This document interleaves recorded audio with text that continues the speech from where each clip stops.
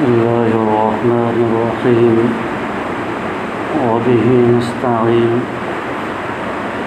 والصلاة والسلام على رسوله الأمين وعلى آله وأصحابه أجمعين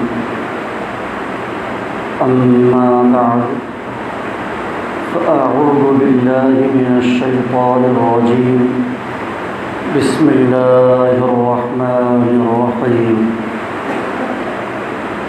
قد كانت لكم أسوة حسنة في إبراهيم والذين معه آمنت بالله صدق الله مولانا العظيم وصدق رسوله النبي الكريم ونحن على ذلك لمن الشاهدين والشاكرين والحمد لله رب العالمين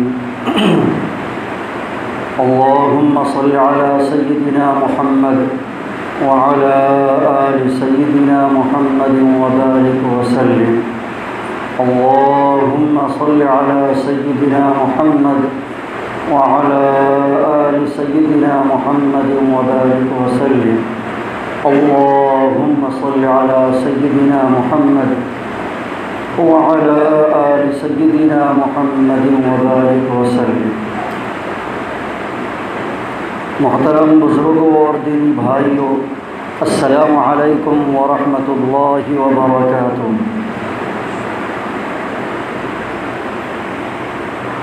صدق خلیل بھی ہے عشق،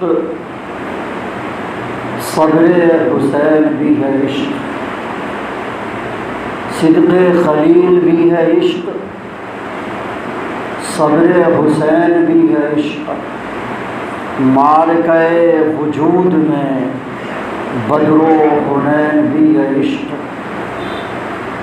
آج بھی ہو جو براہیم سا ایماں پیدا، آج کر سکتی ہے انداز گلستاں پیدا.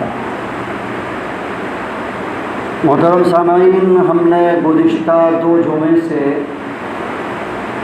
سیرت ابراہیم علیہ الصلاۃ والتسلیم بیان کر رہے ہیں.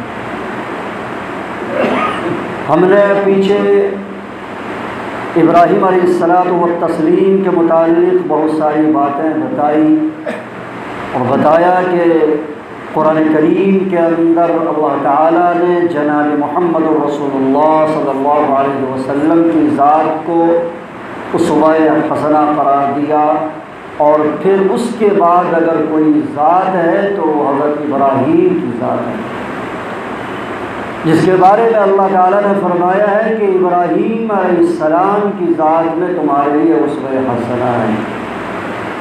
حضرت ابراہیم اولو العزم پیغمبر ہیں، اور حضرت ابراہیم کو اللہ تعالیٰ نے بہت اونچا مقام دیا، مرتبہ عنایت فرمایا. اس کے لیے اللہ تعالیٰ نے ان سے امتحانات بھی لیے. حضرت ابراہیم کی پوری زندگی ابتلاء و آزمائش اور امتحان میں گزری ہے.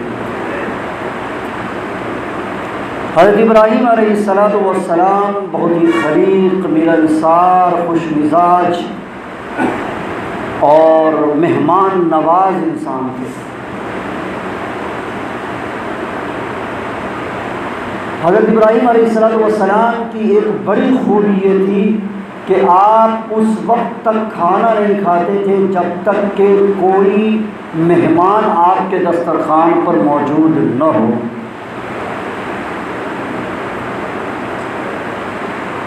بہت بڑی بات ہے، سننے میں بہت آسان لگتا ہے اور کہنے میں بھی بہت آسان ہے، لیکن یہ بہت بڑی بات ہے کہ کوئی انسان اس بات کا انتظام کر لے، اس بات کو لازم قرار دے دے کہ میں اس وقت تک کھانا نہیں کھاؤں گا جب تک کہ میرے دسترخوان پر کوئی مہمان نہ آ جائے. ایک دفعہ کا واقعہ لکھا ہے کہ حضرت ابراہیم علیہ السلام کو کوئی مہمان ملا ہی، راستے پر بیٹھ گئے اور انتظار کرنے لگے کوئی اجنبی ملے گا، کوئی مہمان ملے گا، بلا کر لاؤں گا، اس کو کھلاؤں گا اور کھاؤں گا. حضرت ابراہیم علیہ السلام راہ پر بیٹھے راہگیروں کا انتظار کر رہے ہیں۔ بہت دیر کے بعد ایک 70-80 سال کا بوڑھا نظر آیا۔ حضرت ابراہیم علیہ السلام نے ان کو پکڑا اور کہا، اے بڑے میاں آپ ہمارے گھر چلیں۔ آیا، حضرت ابراہیم علیہ السلام نے دسترخوان بچھایا اور کھانے کے لیے بیٹھے دونوں کے دونوں۔ تو حضرت ابراہیم علیہ السلام چونکہ اللہ کے نبی ہیں، اللہ کے پیغمبر ہیں، اور آپ کا ایمان اللہ پر ہے، تو آپ نے جب کھانا شروع کیا تو بسم اللہ سے شروع کیا اور تلقین کی کہ بسم اللہ پڑھ کر کے تم بھی کھانا کھاؤ۔ چونکہ وہ شخص جو تھا وہ تھا کافر، وہ اللہ کو نہیں مانتا تھا، اللہ کی ذات کو نہیں مانتا تھا، توحید پر اس کا ایمان نہیں تھا۔ اس نے انکار کر دیا، کہا کہ جب میرا ایمان ہی نہیں تو بسم اللہ کیوں کہوں۔ حضرت ابراہیم علیہ السلام کو غصہ آ گیا، اسی وقت فوراً غصے میں ان کو اٹھا دیا گیا، اٹھ جا، جب تو اللہ کا نام نہیں لے گا تو تیرا کوئی گزر نہیں ہے، یہاں پر گزارا نہیں ہوگا میرے دسترخوان پر، تو جہاں سے آیا تھا چلا جا۔ چلے گئے، وہ مہمان نکل گیا وہاں سے۔ اللہ تعالیٰ نے وہی بھیج دی حضرت ابراہیم کو کہ اے میرے خلیل۔ حضرت ابراہیم علیہ السلام خلیل ہیں۔ خلیل کا معنی سمجھ میں آتا ہے؟ خلیل کا معنی جگری دوست، راز و نیاز کی ہر بات کرنے والا جو ہوتا ہے، جس کے بعد آپ بے دھڑک سب کچھ بول دیں، جن کے بارے میں آپ کو آپ کی رائے یہ ہو کہ یہ میرا ایسا دوست ہے، یہ میرا ایسا آدمی ہے جو میری بات کو کہیں لیک نہیں کرے گا، کہیں بتائے گا نہیں، یہ ہے جگری دوست۔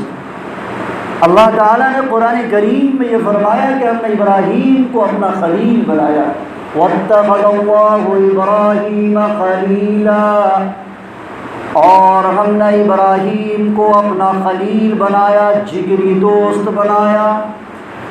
تو حضرت ابراہیم علیہ السلام اللہ تعالیٰ کے خلیل تھے، اسی لیے ان کو خلیل اللہ کہا جاتا ہے۔ اللہ تعالیٰ نے کہا میرے خلیل، حضرت ابراہیم نے کہا میرے رب جلیل۔ کیا بات ہے؟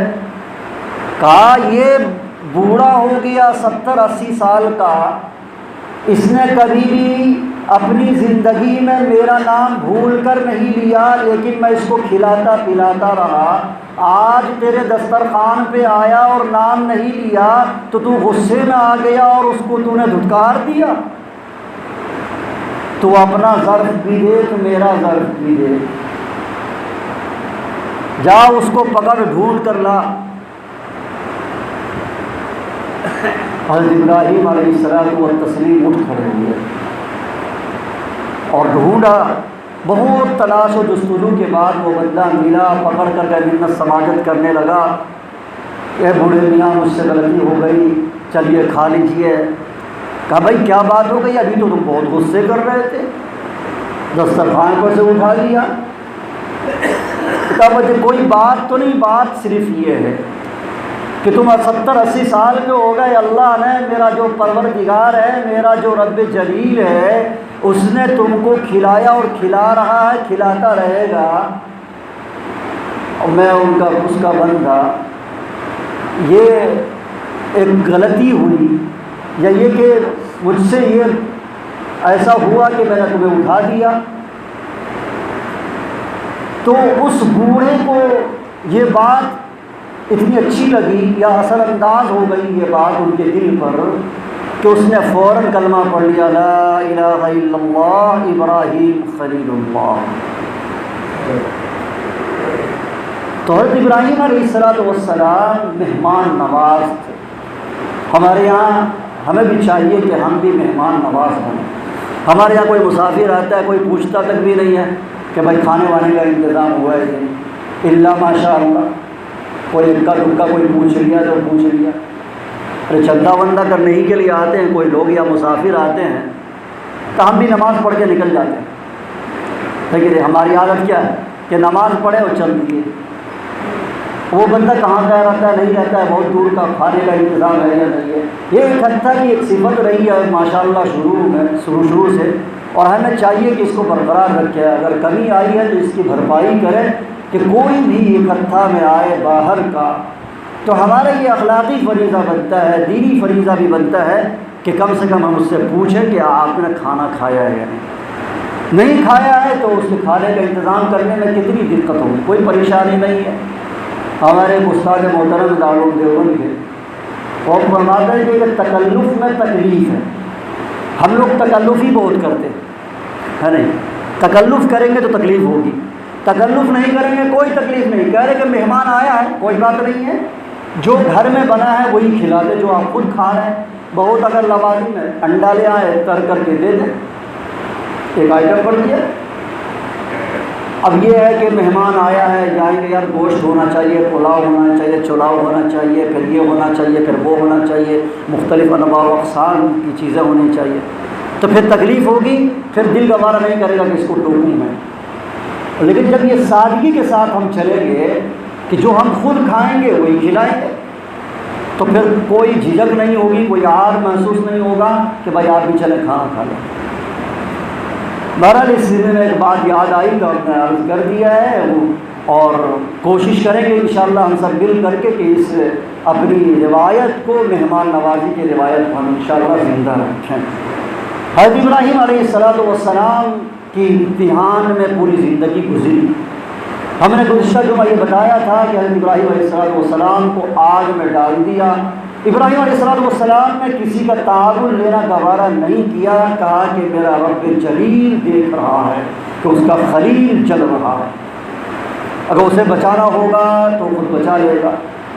وہ رب جلیل بھی دیکھ رہا تھا کہ میرا خلیل آگ میں جا رہا ہے، شعلے میں جا رہا ہے۔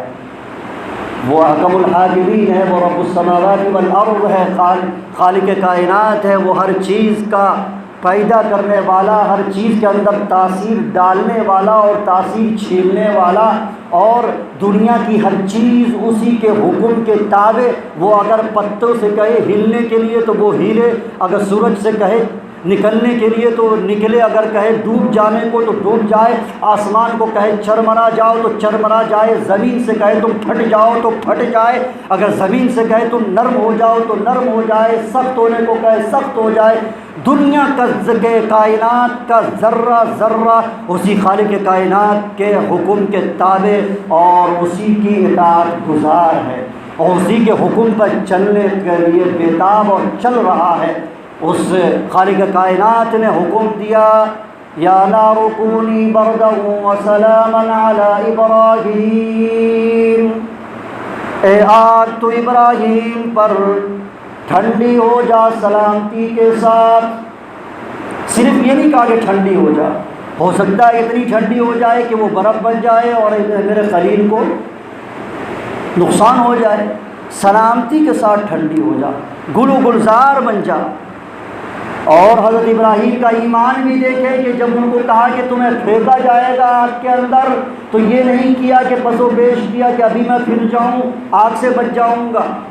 اللہ سے عشق کا معاملہ تھا، صدق خلیل بھی ہے عشق، صبر حسین بھی ہے عشق، معرکہ وجود میں بدر و حنین بھی ہے عشق۔ اور علامہ اقبال کا ہی دوسرا ایک شعر ہے کہ بے خطر کود پڑا آتش نمرود میں عشق، عقل ہے محو تماشائے لب بام ابھی۔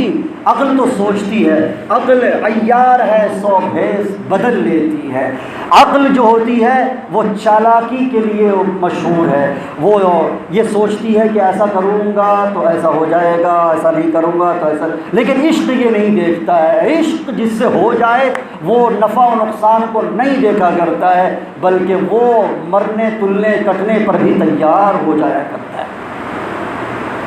حضرت ابراہیم علیہ السلام کو اپنے پروردگار سے عشق تھا، محبت ہی نہیں تھی، پیار ہی نہیں تھا، عشق تھا۔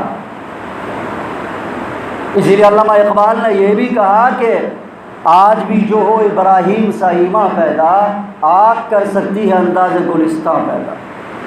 ابراہیم جیسا ایمان چاہیے، ابراہیم جیسا یقین چاہیے، ابراہیم جیسا عشق چاہیے۔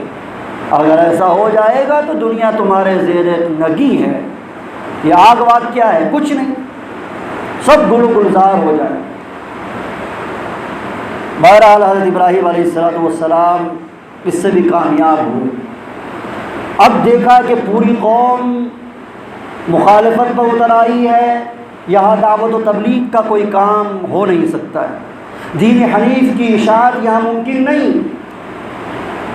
آپ پر صرف دو لوگ ایمان لائے، ایک عورت اور ایک مرد۔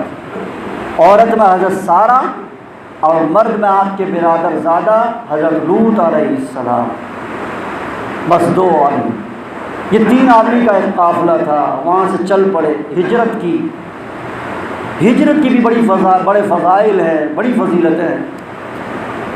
اگر کوئی انسان کہیں دین کا کام کر رہا ہے اور وہاں اگر نہیں کر سکتا ہے تو اس کے لیے ہجرت کر لینا چاہیے، اس کے بڑے فضائل ہیں۔ اللہ تعالیٰ نے قرآن کریم میں 5ویں پارے میں جگہ جگہ بیان کیا، ایک جگہ تو پوری ایک طرح سے سمجھیے کہ پورا رکوع ہے۔ وَمَنْ يُهَاجِرْ فِي سَبِيلِ اللَّهِ يَجِدْ فِي الْأَرْضِ مُرَاغَمًا كَثِيرًا وَسَعَةً وَمَنْ يَخْرُجْ مِنْ بَيْتِهِ مُهَاجِرًا إِلَى اللَّهِ۔ پوری ایک آیت ہے، اس میں بتایا ہے کہ ہجرت کے کیا کیا ثمرات ہوں گے۔ بہرحال یہ ہمارا ٹاپک نہیں، ہمارا ٹاپک یہ ہے کہ حضرت ابراہیم نے ہجرت کی، فلسطین کی ہے، فلسطین سے نابلس گئے اور اس کے بعد آپ مصر گئے۔ مصر جب گئے تو وہیں پر ملک جبار کا واقعہ پیش آیا۔ ملک جبار ایک بادشاہ تھا جو بہت بڑا ظالم تھا، کوئی خوبصورت عورت گزرتی تو اس کو وہ قید کر لیا کرتا، اس سے مکالمہ کیا کرتا تھا، زنا کار تھا، برا تھا۔ حضرت سارہ کو جب دیکھا قید کرنے کو کہا، گرفتار کر کے لائے اس کے لوگ۔ حضرت ابراہیم علیہ السلام بھی آئے۔ حضرت سارہ بہت مختصر میں بتانا چاہ رہا ہوں، بہت تفصیل بھی ہے، مختصر بتانا چلوں کہ حضرت سارہ نے جب دیکھا کہ اس کی نیت غلط ہے، کہا کہ بھائی 2 رکعت نماز پڑھ لینے دے۔ نماز کی نیت مانی، 2 رکعت نماز پڑھی اور دعا کی اللہ تعالیٰ سے۔ اللہ تعالیٰ نے عذاب میں گرفتار کر دیا اس بادشاہ کو، اس کے بدن میں درد شروع ہوا، کپ کپی طاری ہوئی اور پھر ایسا لگا کہ میں مر جاؤں گا۔ تو اس نے کہا کہ سارہ اے عورت، تو اللہ سے دعا کر لے، تو کیا کر رہی ہے؟ دعا کر، اگر میں ٹھیک ہو گیا تو میں تمہیں چھوڑ دوں گا۔ جب صحیح ہوا پھر نیت بدل گئی، پھر اس نے ارادہ کیا کہ اس کے اوپر ہاتھ ڈالوں، دسترازی کروں، عصمت دری کروں۔ حضرت سارہ نے پھر دعا کی، اللہ تعالیٰ نے اسی حالت میں پھر لوٹا دیا، 2 مرتبہ 3 مرتبہ ہوا۔ کہا یار یہ غلط ہے، عجیب لوگ ہیں۔ لوگوں سے کہا بھائی ان لوگوں کو تمام کو نکالو، باہر کر دو۔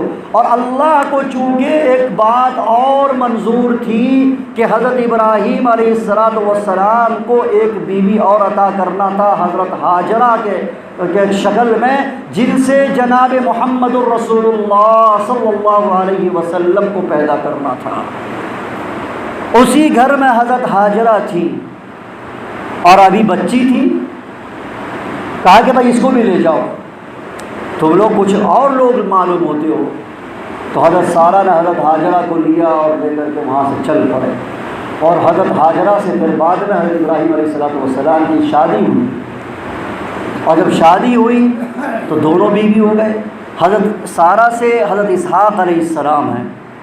حضرت ابراہیم کے 2 بیٹے، بلکہ 3 بیٹے آتے ہیں نا، لیکن 2 مشہور ہیں، ایک حضرت اسحاق علیہ السلام اور ایک حضرت اسماعیل علیہ السلام۔ تو حضرت سارہ سے حضرت اسحاق ہے اور حضرت ہاجرہ سے حضرت اسماعیل علیہ السلام۔ پھر وہاں سے بھی گزرے ہیں، ہجرت کا بھی واقعہ مکمل ہو گیا، اللہ تعالیٰ نے پھر امتحان میں ڈال دیا۔ حضرت ابراہیم علیہ السلام کی پوری زندگی ابتلا و آزمائش میں گزری ہے۔ امتحان میں ڈالا، 87 سال کی عمر ہو گئی، کوئی بچہ ہی نہیں، 87 سال۔